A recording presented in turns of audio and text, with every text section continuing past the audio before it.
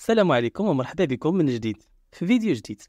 اليوم إن شاء الله غادي نهضروا على الدعم المالي المباشر واللي هضرت عليه الحكومة وقالت باللي غادي يبدا في هذا الشهر، يعني أول منحة مالية غادي تكون في آخر هذا الشهر هذا، يعني آخر يوم من سنة 2023. نبداو الشرح ونتعرفوا على الأسر اللي مسموح لها تستفد من هذا الدعم، ونتعرفوا كذلك على شروط الاستفادة. قبل ما نبداو كيف العادة اللي مازال ما اشتركش في القناة يدير اشتراك واكيد لايك وشي كومنتير يدعم المحتوى ديال القناة. نبداو على بركة الله. من بعد ما تسجلنا في التسجيل الوطني للسكان والسجل الاجتماعي الموحد وامو تضامن ولينا كنستافدوا من التغطية الصحية، دابا جات وقت الاستفادة المالية المباشرة واللي سميتها نظام الدعم الاجتماعي المباشر. هذا النظام هو نظام داخل في القانون الإطار رقم 21/09 المتعلق بالحماية الاجتماعية، واللي كيجسد التوجيهات الملكية السامية الواردة في الخطاب السامي، واللي كيشمل على دعم مالي مباشر للأسر، وأكيد للمؤشر الاجتماعي الخاص بها أقل من 9.74 حسب لسان الناطق الرسمي باسم الحكومة. يعني الأسر المستفيدة من الدعم المالي خاص يكون المؤشر الاجتماعي ديالها أقل من هذا الرقم هذا، ويكونوا أسر يعني زوج وزوجة سواء عندهم ولاد أو لا ما عندهمش، وكذلك أرملة وعندها الولاد.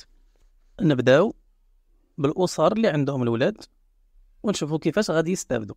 بالنسبة للأسر اللي عندهم ولاد عندهم شرط الاستفادة هو أنهم ما يتعدوش 6 الأبناء، يعني 6 الوليدات، وهاد الأبناء ما يتعدوش سن 21 سنة، يعني أقل من 21 سنة.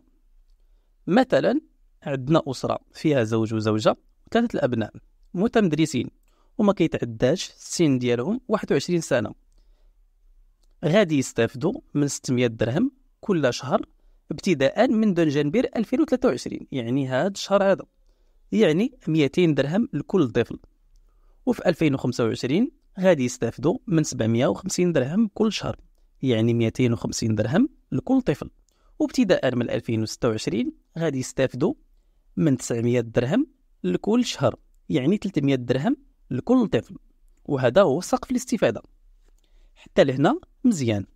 ودابا اجي نشوفوا أسرة فيها زوج وزوجة وما عندهمش أبناء.